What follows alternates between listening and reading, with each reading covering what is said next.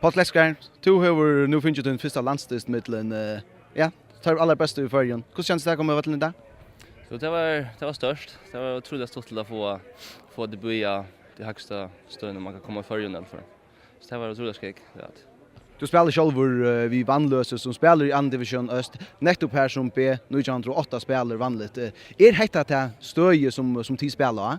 Jag heter så cirka det stöje som vi spelar det alltid. Det är så lite jag tar lite så cirka mitt i tabellen alltid och jo, det är så stort spel alltid. Du spelar vanliga Ösnja och Angel landslinjen tja förjon. Hur du här som vinkar farväl till det? Nej, det vill inte ske. Nu har vi 2-3 år efter av Angel så hvis det bruk för mig här så ger det vi glädje just nu. Och i Vannlöse här skulle tid nu till 4 att kunna spela möter nettopp B 908. Helt du att du lyckas som fick lust några ting av det?